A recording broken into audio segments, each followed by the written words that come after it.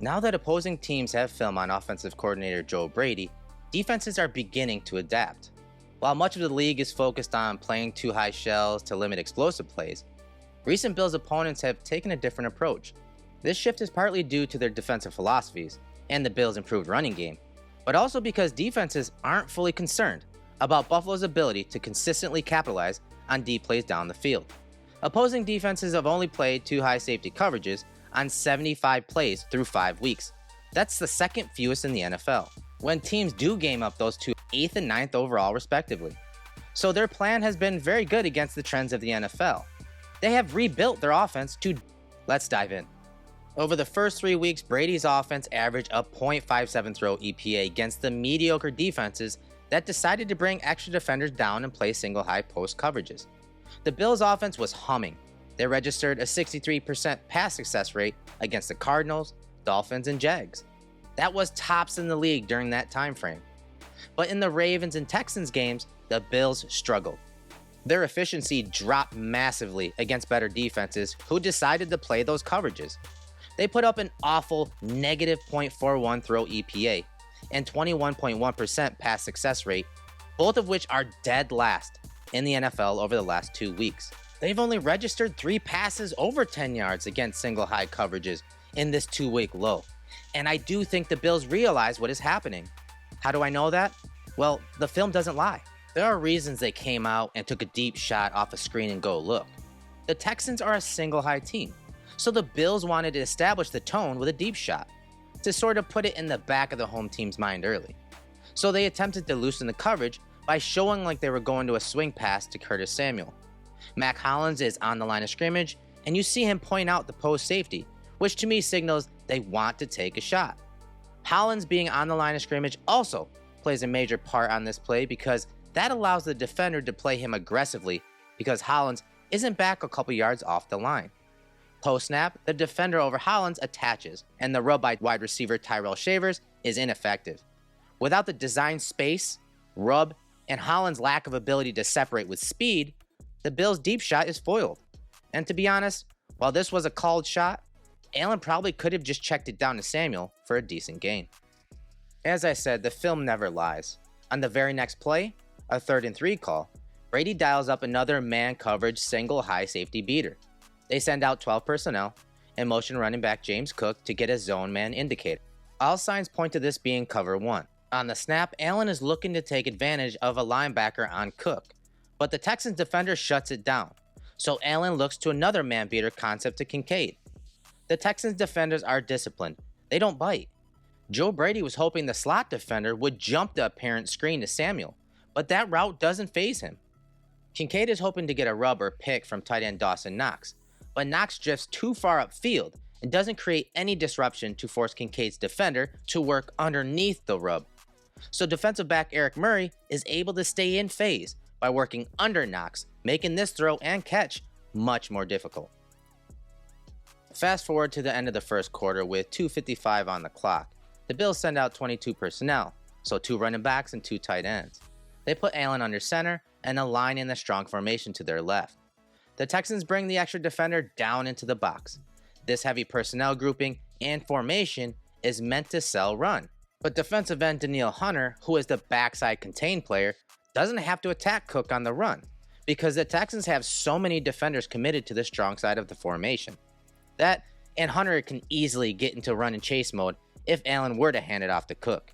Instead, he stays home and forces Allen to throw it away when there may have been some meat on the bone to one of their tight ends. On the very next play, the Bills call a play to get leverage on the perimeter against a single high look, but the pressure off the edge by Jalen Petrie appears to affect the throw. But honestly, I can't tell if this was designed for Cook or Samuel. Either way, I do think there is some room for a nice play if it is completed to one of them.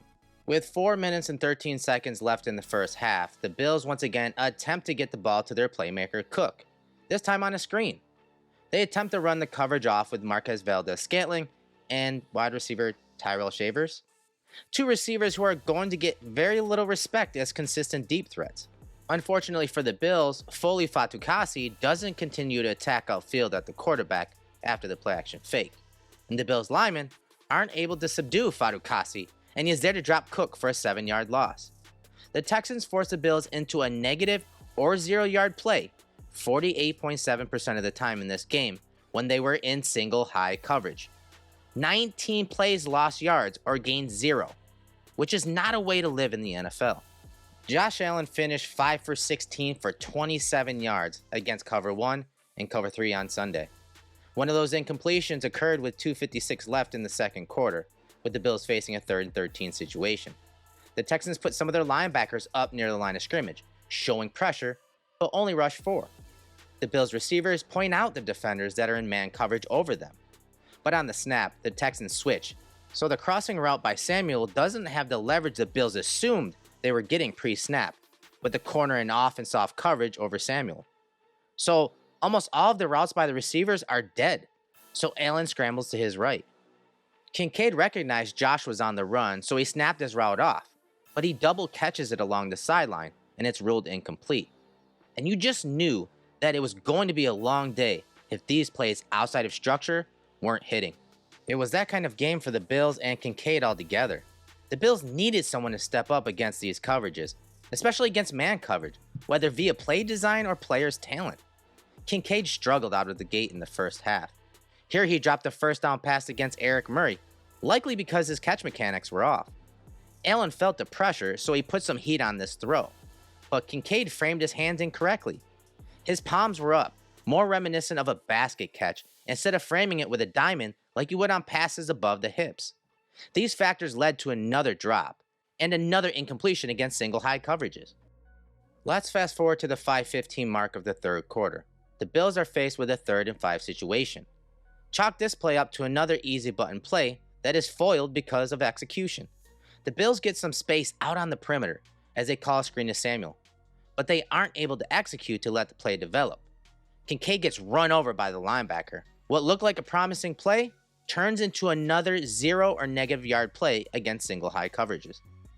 No one really stepped up for the Bills against these coverages. Brady attempted to scheme up some man-beater concepts when the Texans played cover 1. Sometimes the plays failed, sometimes the players failed. On 3rd and 9, with 13:43 left in the game, Allen takes the one-on-one to the top of the screen. That matchup, Valdez-Scantling versus Derek Stingley. Scantling released outside and then snapped the route off just short of the sticks. Yeah, short of the sticks. And then doesn't attack the ball. This is the definition of not being QB friendly. Come back to the ball, catch it, and go get that first down, since you are not even at the sticks. He doesn't, and Stingley is able to break the pass up at the catch point. With 6 minutes and 6 seconds left in the game, Allen gets knocked out of the game thanks to some sticky coverage and pressure by the Texans. Once again, a single high coverage look. The Texans overload the Bills' left side of the offensive line and walk up a linebacker into the weak side B gap. This forces the Bills to have to account for that defender. So on the snap, you essentially see one-on-ones across the board. But the backer drops out into a spiral, and the defensive tackle spikes into the A gap, forcing Connor McGovern and Osiris Torrance to pick him up.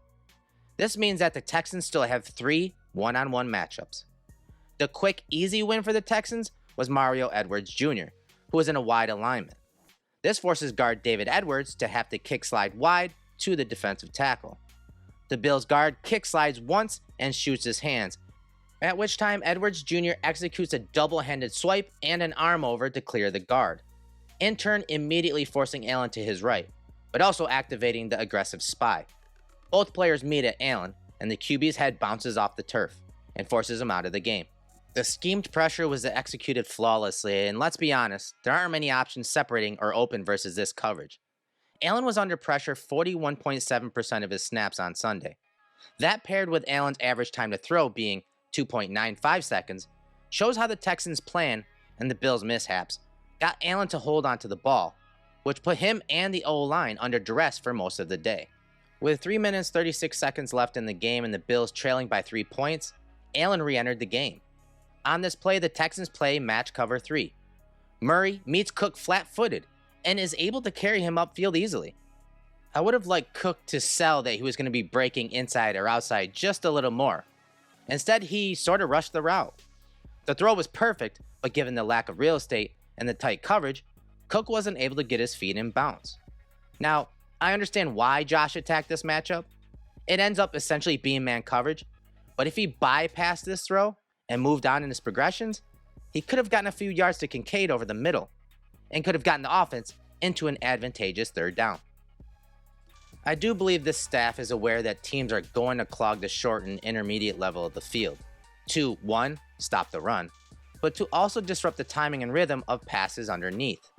That is until the Bills make a defense pay with more explosive plays down the field. And I do believe they tried that on Sunday. It's why we saw so many schemed up double moves and shots down the field. The Texans' single high defensive scheme exposed the Bills for a better portion of the game. And that's because Brady's coverage beaters for cover 1 weren't all that effective. The rubs and picks that are designed to get guys open, most of which are players who lack the ability to separate on their own, weren't effective. But Brady's not only to blame, execution was awful at times as well. Allen was trigger shy, exhibited happy feet, and had some untimely drops from some of his best players. We saw very little true separation from the Bills' receivers. Defenses do not respect enough skilled players on the Bills' roster to naturally and consistently win down the field on their own. The only thing that is working down the field are plays outside of structure and some 50-50 balls. Brady needs to do a better job of scheming up plays to help some of his weapons create separation against those single high looks such as cover 1 and cover 3 variations, which sometimes can turn into man coverage. If he doesn't, the Bills' offense will continue to struggle in the passing game, and it will also stunt their run game because defenses will have more guys in and around the box. But even with all of that said, the Bills still had a shot to take it to overtime, but failed to take time off of the clock in order to get there. I am Eric Turner, owner of Cover 1 and host of the Film Room. If you like that breakdown, smash that like button, leave us a comment, or subscribe to the Cover 1 YouTube channel. Until our next breakdown, go Bills.